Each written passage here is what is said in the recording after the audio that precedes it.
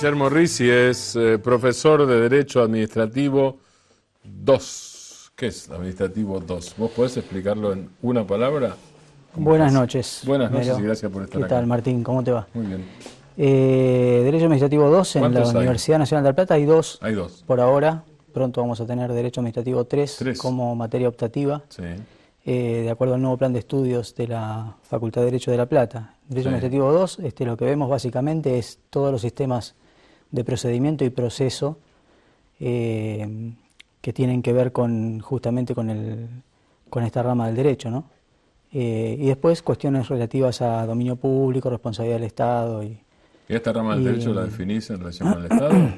¿O es una... Sí, porque todo el derecho administrativo en general, al que obviamente tenemos que dividir en ramas al efecto de la complejización del estudio, porque si no es como muy abarcativo. Imagínate que, por ejemplo, nosotros no vemos temas vinculados a contratos administrativos en cuanto a lo que es la parte de contratación pública. Vemos sí una parte relativa a los procedimientos para la contratación pública, pero no vemos qué es un contrato administrativo. Eso lo ves en Administrativo 1, por ejemplo. En cuanto al tema que nos convoca, lo que vemos nosotros es procedimiento de empleo público. Son procedimientos específicos, pero en realidad nos centralizamos en el procedimiento sancionatorio dentro de lo que es el empleo público.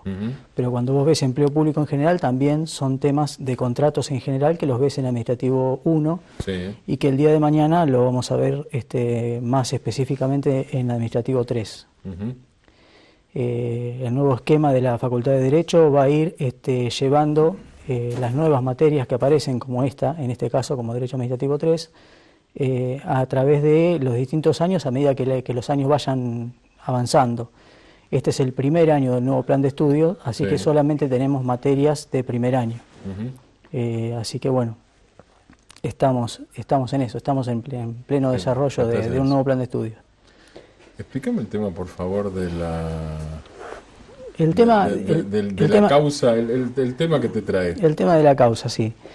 Es una causa, es una primera causa, tenemos información de que hay varias causas, pero tenemos esta primera que es una causa Casolati, que ha obtenido sentencia de primera instancia en el Juzgado Contencioso Administrativo 2 de La Plata, que está a cargo de la doctora Ventura Martínez desde hace varios años, en febrero del año 2016, o sea, del año pasado. Y ahora, el 17 de agosto de este año, hace menos de un mes, la Cámara Contenciosa Administrativa de La Plata, que es aquella que revisa justamente los fallos de los órganos de primera instancia, la ha ratificado por unanimidad a esa sentencia. Y es básicamente una cuestión que nos lleva a tener que hablar de un tema previo, como siempre sucede con el derecho, todo tiene raíces en la historia. Y estas raíces de la historia, si bien no son... Vos disculpame, porque el derecho va a las raíces y el periodismo arranca al revés. Vos sabés que el periodismo es al revés. Perfecto. El periodismo empieza, vos querés arrancar por el principio. Sí, y el periodismo tal cual. Toca al final y después vuelve al principio. Bien, entonces voy a de qué se trata. Eso, se trata de el reconocimiento de bonificaciones por antigüedad que estaban establecidas del año 1990 por una ley especial en un 3%, anual, obviamente. ¿De todos los empleados públicos? De todos los empleados públicos. En aquel momento enraizados en lo que era el sistema general de la 10430, de los empleados públicos de la Administración Centralizada, pero que se amplía luego por aplicación de las leyes de presupuesto que ingresan a lo que es la organización del Poder Judicial dentro de lo que es el Poder Judicial. Y vamos al Poder Judicial porque esta causa es exclusiva de 14 o 15 personas que han iniciado primero un reclamo administrativo ante el Ministerio Público, porque ellos dependen del Ministerio Público, ante el rechazo del Ministerio Público de este reconocimiento que ellos estaban solicitando, se inicia esta causa judicial que, como dije al principio, ha tenido ahora un fallo favorable, tanto de primera instancia como de Cámara Contenciosa Administrativa de La Plata. ¿Y favorable significa que el Estado favorable tiene que significa hacer qué cosa? Que el Estado debe reconocer el 3% del beneficio por antigüedad, de la bonificación por antigüedad, por sueldo a cada una de estas 14 personas entre los años 1995 y... ¿Es un 3% por año? Es el 3%, vos lo cobrás por mes, pero en realidad es el 3% de antigüedad por año de antigüedad. Bien. Entonces, o sea que para alguien que tiene 20 años de trabajo es una enorme diferencia de sueldo. En realidad, como tenés términos de prescripción, o sea, hay cuestiones que ya prescribieron, pero en realidad obviamente que a cualquier empleado que tenga hoy por hoy, como bien decís, 20 años de trayectoria, en este caso en la justicia provincial, pero puede llegar a ampliarse al universo de lo que sería la administración centralizada de la provincia, puede implicar una diferencia importante, incluso si lo contamos a partir de ahora. Vos imagínate que en un sueldo en el que vos estás, vos podés hoy por hoy, si entraste en el año 1995 a la administración pública, vas a tener un año, por ejemplo el año 96, en el que tenés el 0% de aquel 3 que tenías ganado. Claro. Y luego del año 97 al año 2004 tenés un 1% reconocido sobre el 3 que te corresponde, y en el año 2005 un 2% del 3. La parte histórica que yo te decía se refiere al efecto tequila. Claro. Todo esto nace con la cuestión del efecto tequila. En el año 90 se reconoce esta situación de bonificación. En el año 95 aparece este problema del efecto tequila. 95 es el tequila, claro. En el año 95 es el tequila. En el año 96 aparece esta primer ley de presupuesto que establece para el año 96 la necesidad de interrumpir el cobro de la bonificación. Entonces, ese año es al 0%. Con el argumento de que justamente uno de los planes de ataque del Estado era justamente establecer estas reducciones salariales, y así fueron encaradas luego en los distintos pedidos que hubo, tanto reclamatorios como judiciales, en el sentido de decir, bueno, esto claramente es una reducción de haberes, y se empieza con aquella discusión famosa que existe siempre en el empleo público respecto a, bueno, pero esto que es una bonificación, ¿puede quitarse? ¿Qué grado de operatividad tiene en el sentido de tener que ser mantenida? En todo caso, lo que responde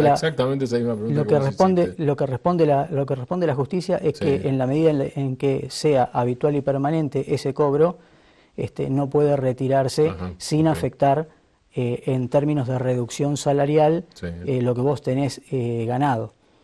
Obviamente ahí va a estar la postura de defensa de la Fiscalía de Estado defendiendo al Estado provincial por las razones en las que tuvo que provocar esa medida. La Fiscalía va a decir esto fue una cuestión transitoria, fue un tema que todo el mundo conoce, el tema del efecto tequila, y luego complicado más aún con el efecto del año 2001.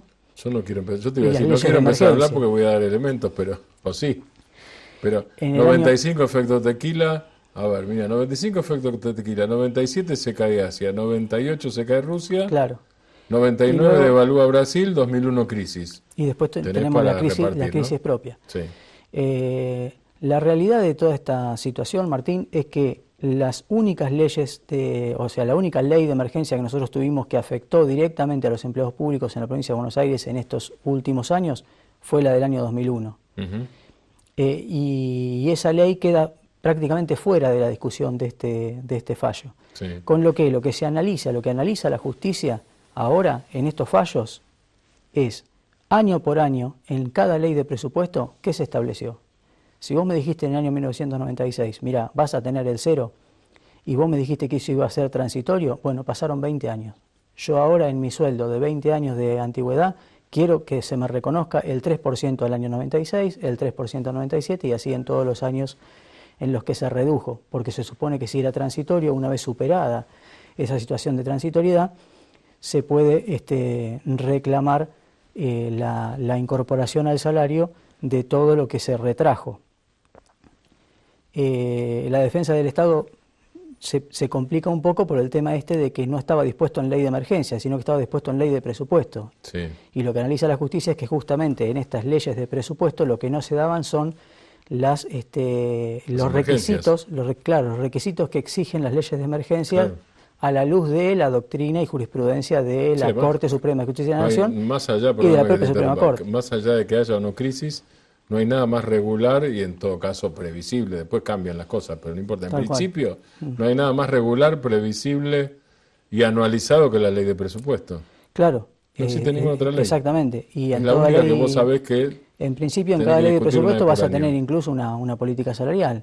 Y bueno, esa política salarial se vio claramente afectada y está reconocido, obviamente, por el Estado, porque es un hecho que es imposible no reconocer. De hecho, cuando vos recibís como empleado estatal tu recibo de sueldo, te va a decir 1996, no va a figurar. 1997 te va a decir 1%. Con el paso de los años te va a decir tenés 3 años al 1, 2 años al 2.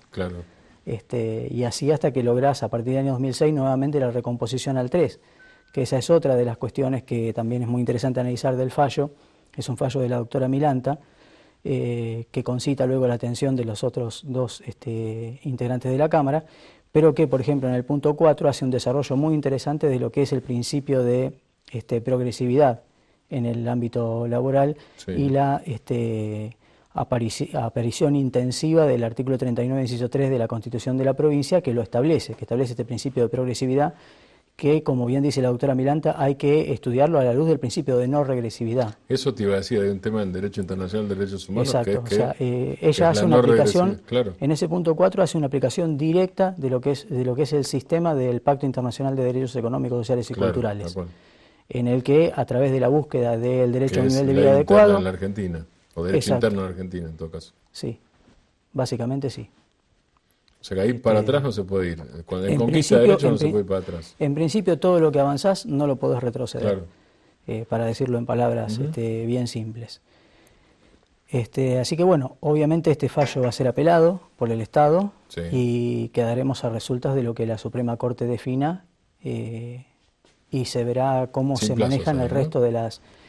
En realidad los plazos existen, obviamente que todo esto también implica una... situación procesal muy especial, porque todavía tienen que tramitar los recursos en la Cámara. Luego van a llegar a la Corte, y luego la Corte les va a hacer un nuevo estudio de admisibilidad para establecer, y recién ahí después se va a proceder a la sentencia. Bien, pero ¿a vos te parece que la sentencia es importante? La sentencia es importante básicamente porque, primero porque ha concitado la unanimidad de la Cámara. O sea que vos hoy por hoy tenés, visto desde el punto de vista del empleado, 4 jueces que te han dicho que vos tenés razón. Y a la luz de la jurisprudencia de la Suprema Corte de Justicia en tema de leyes de emergencia, ¿no? O sea, la Suprema Corte de Justicia, al igual que la Corte Nacional, tiene una jurisprudencia muy consolidada respecto a lo que es el esquema de leyes de emergencia que han afectado sueldos de empleados públicos tanto en la provincia de Buenos Aires como en el Estado Federal. Con lo que habrá que hacer una aplicación directa de esa jurisprudencia a la decisión final que se tome sobre este tema. Y obviamente va a tener repercusión en estas 14 personas, o 15, no recuerdo bien cuántas eran, pero luego esto puede llegar a estudiarse respecto de cada reclamo que haya presentado, que hay reclamos presentados que están frenados o que están parados, y también hay causas judiciales, que en muchos casos ya han recibido sentencia de primera instancia en el mismo sentido que los de la doctora María Ventura Martínez, y en otros casos se están todavía tramitando a nivel reclamo administrativo. Quiero decir, esto no implica que te tengan que devolver toda la plata, porque estamos hablando de más de 20 años y hay plazos prescriptivos que seguramente van a operar. Pero repito, una vez más, permíteme que lo diga porque me parece muy importante, el hecho de pensar que esto a futuro en cualquier sueldo de un empleado público es importante, aunque lo pensemos de ahora para adelante. No pensemos para atrás. Si pensamos solamente para adelante, ya es un número importante. Para atrás va a ser una parte que no sabemos. Va a ser una parte que va a depender de cuándo interpusiste una demanda, de cuándo presentaste. Pero pensándolo hacia adelante también resulta importante. Así que bueno, obviamente también puede haber una decisión del Estado. En la próxima ley de presupuesto, por ejemplo, el Estado puede reconocerlo, nada se lo impide. Tal cual, y poner una partida. Exactamente. En ley de presupuesto y no de emergencia. Exactamente. Guillermo, gracias por estar acá. No, por favor, les agradezco a ustedes. En el próximo bloque, Ricardo Maidana, juez de casación, y una de las aproximaciones posibles al tema de los pueblos originarios.